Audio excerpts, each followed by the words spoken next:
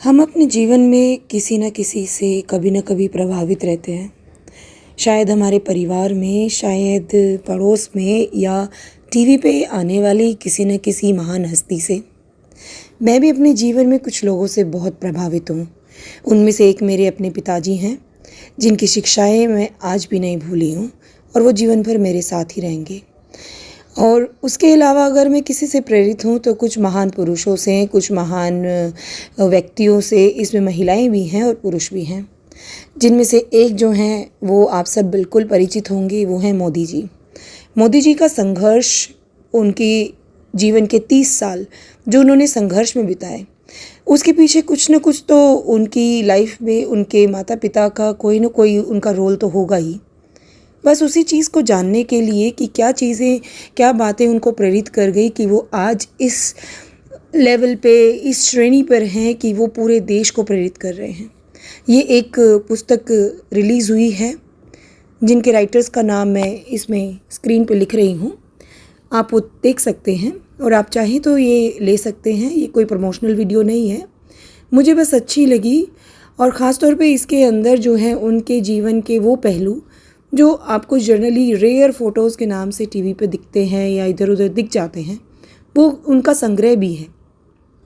तो जिसे आप बहुत पसंद करते हैं या आपको जो बहुत प्रेरित करते हैं, उनके जीवन के बारे में जानना एक तरह से समझिए तो एक उत्साह भरा एक जर्नी है, यात्रा है, या फिर कहें तो एक एक्साइटमेंट है लाइफ में, जिसको आपको ज़रूर करना चाहिए।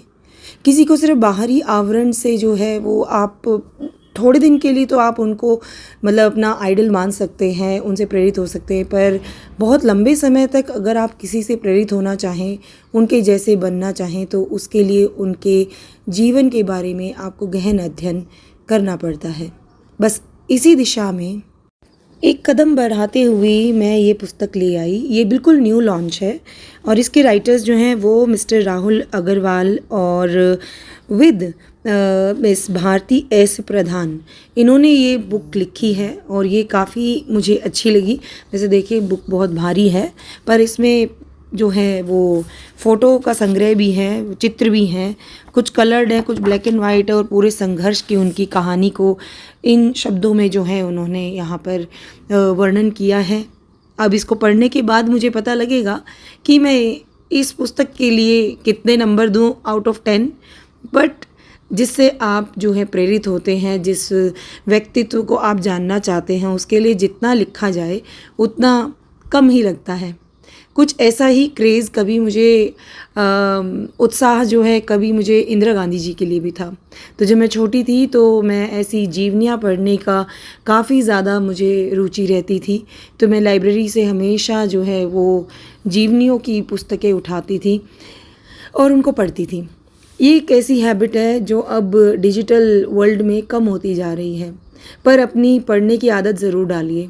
इससे मैं बता दूं, चश्मे का नंबर भी नहीं बढ़ेगा, क्योंकि स्क्रीन पर जब आप मोबाइल में टाइम स्पेंड करते हैं या टीवी देखते हैं तो उससे आंखें प्रभावित होती हैं, पर रीडिंग से उतनी नहीं होंगी। बस सही प्रकाश में पढ़िएगा। जैसे मैं मेरी बालकनी में बैठ के यहाँ कुछ पेज पढूं, कुछ लाइन पढूं, उसके बाद ऊपर नज़रें उठा के प्रकृति को निहारती हूँ।